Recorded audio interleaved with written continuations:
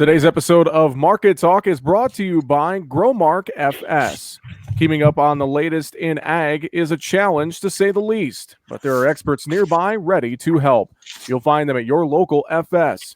You can trust them to bring you customized agronomic, grain, and energy solutions born of the latest thinking. That's because FS specialists receive continuous training that keeps them current on the latest trends, practices, and technologies. So you'll get local expertise that's both exceptional and up to date. Visit fssystem.com to learn how FS is bringing you what's next. And good afternoon. Welcome into Market Talk for this Tuesday, May 11th. I am your host, Jesse Allen. Great to have you here with us. MarketTalkAg.com. That's our home on the web. MarketTalkAg.com. You can find all of our social media links there, all of our streaming sources, Apple Podcasts, Spotify, iHeartRadio, and more, our radio affiliates as well. All of that. One-stop shop, MarketTalkAg.com.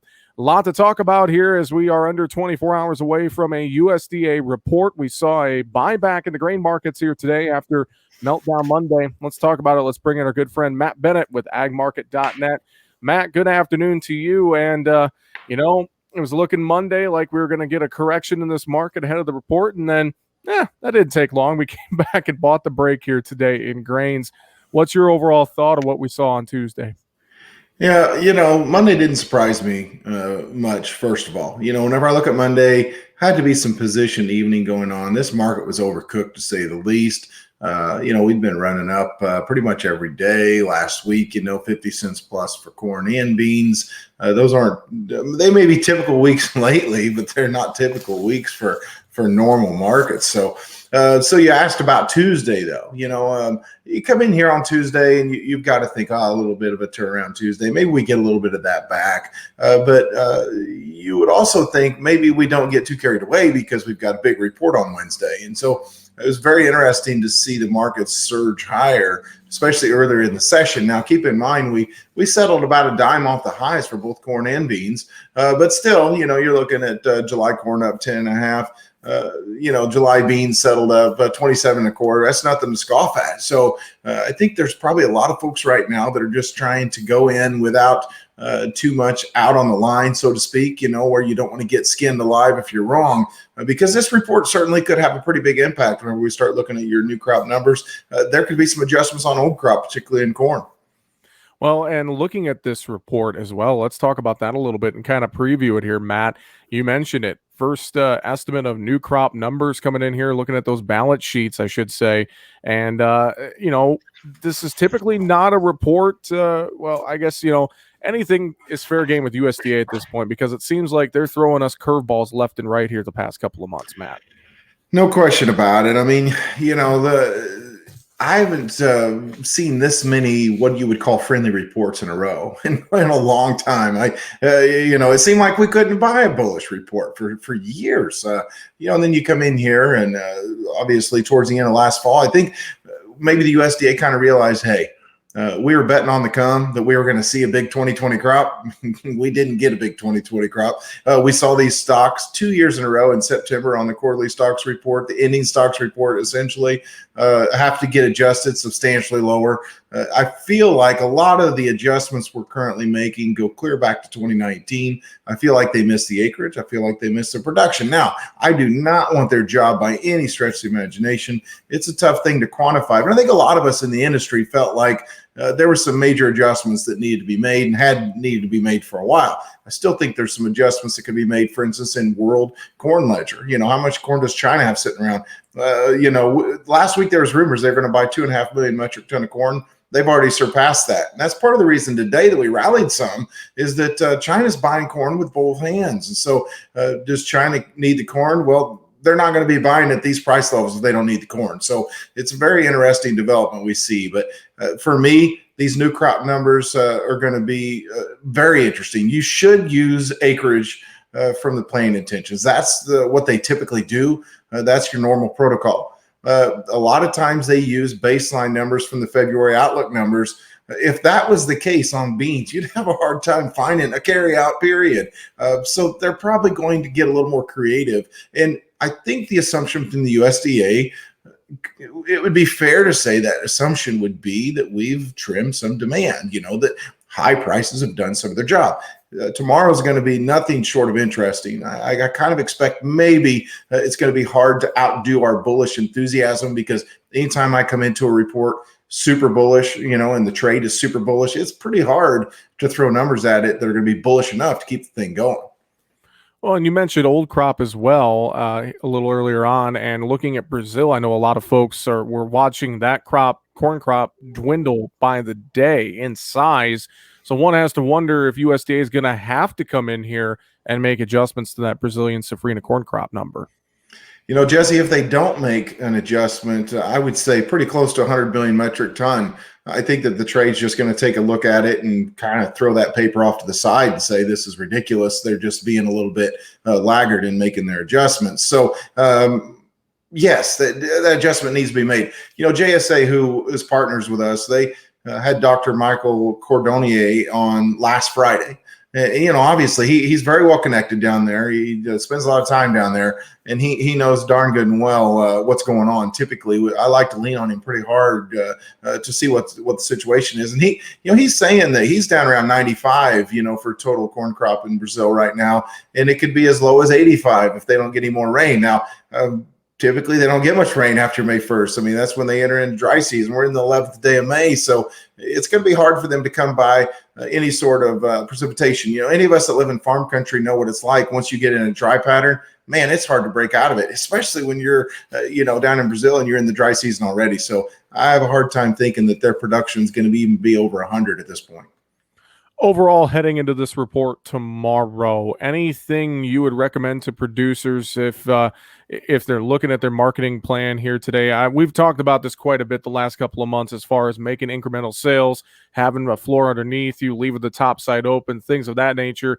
Anything different they should look at here between now and 11 a.m. on Wednesday? Absolutely. Here's what I'm going to say about it, Jesse. I would like to go back. I love to benchmark versus what we've seen previously. Go back and look August 1st of this past year. And obviously things were different then. We understand that. But go back and look at what your profit margins were as of August 1st, because then you're going to start to ask yourself, why do I keep telling people I'm scared to death to sell $6 corn because I'm afraid I'm going to get oversold? I mean, you know what? Let's say you get oversold a little bit, whatever it might be. But let's say you have 150 bushel corn and you sell a bunch of corn at $6. That's $900 an acre. And most producers over the last 7-8 years, they haven't been making $900 an acre on a gross. And so we have to sometimes stop and take a look at what our situation is. Not get too disillusioned with the fact that we want to hit the high, obviously, in the market, and this fear factor of I'm going to miss out on something. I want to take a step away from the ledge, figure out my profitability, see what kind of money I can make at these price levels, even if I just have normal yields, because guess what? There are no guarantees. We could have a very bullish report tomorrow, but again, we could close down the limit. And if we close down the limit, I think there's going to be a lot of folks that are going to be saying, hey, we've got a high in place. If you get a bearish reaction tomorrow, Jesse, most people are going to say, we've got a high in place without summer weather. Okay. Then people are going to be nervous, frustrated, wanting to kick themselves in the hind parts. You know what? Get to 30-40% sold of a very conservative number. APH, call it what you want, but do it at price levels we haven't seen in years and be happy doing it.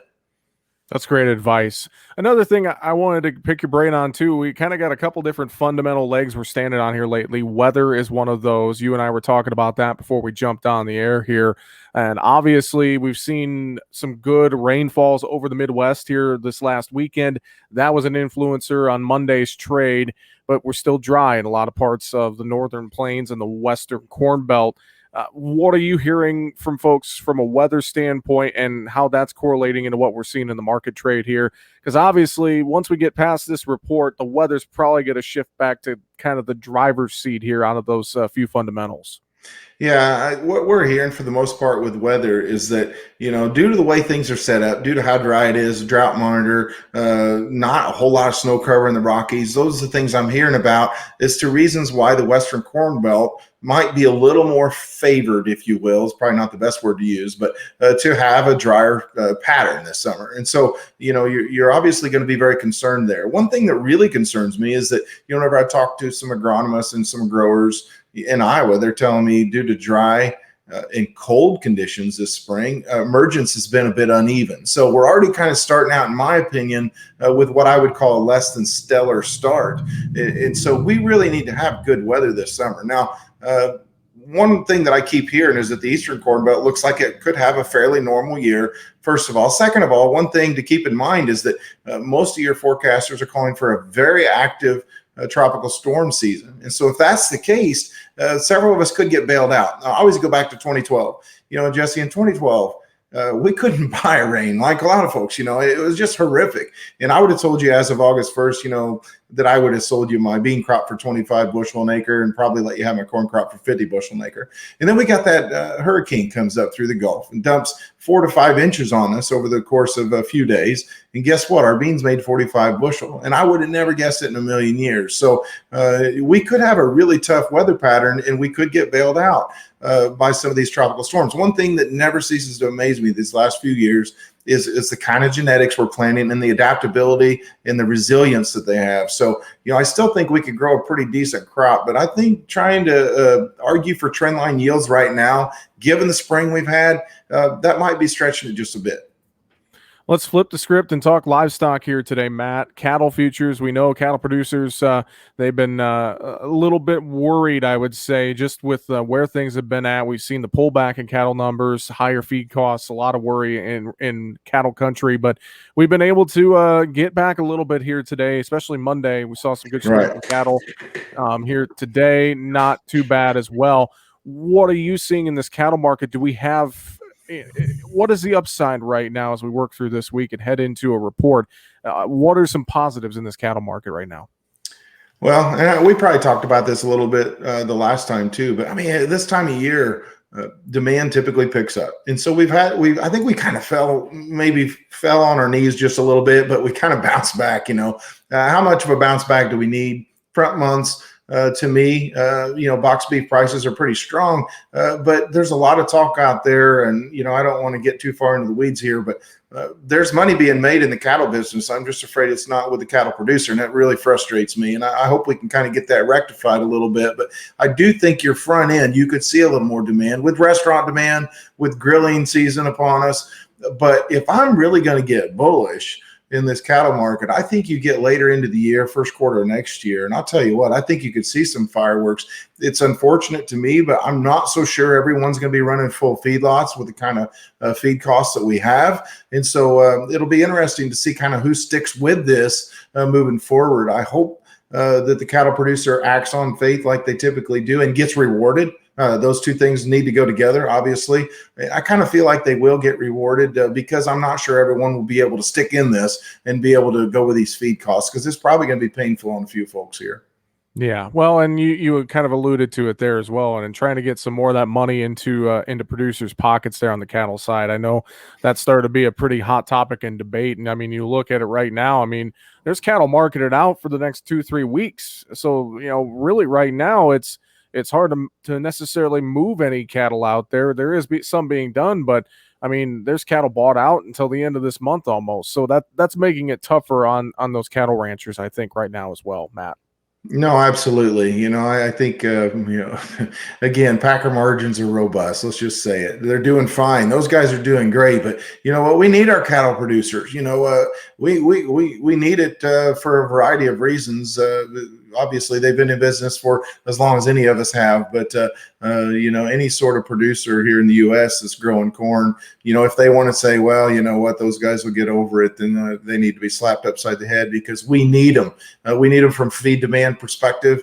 Absolutely. And I sure hope that we can kind of get I've said all along, I think I probably even told you this before, but I know I've told a lot of people, anybody who was wishing for $7 corn, obviously I probably had a lot of corn in the bin, but sometimes $7 corn isn't the best thing that we can possibly see. It's going to be hard on a lot of folks here. I hope it's not something that we see for a long period of time, because we've had ample opportunity to take advantage of it from the cash grain side of things.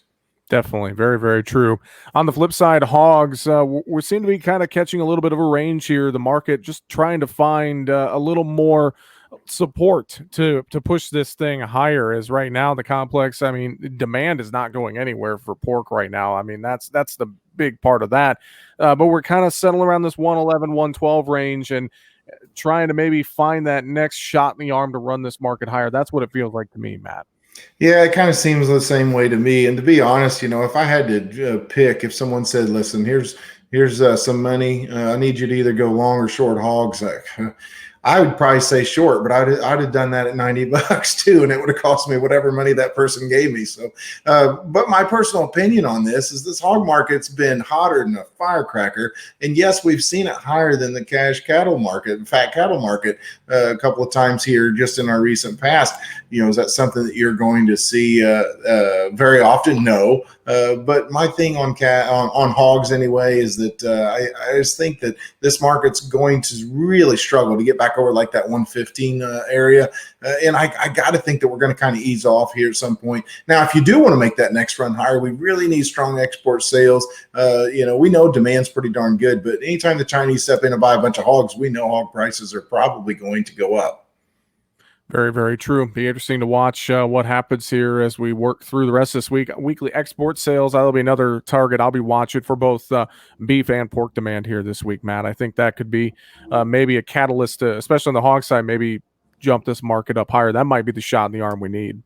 Absolutely. I think that's the only way that you really get back over some of the highs we've already etched out.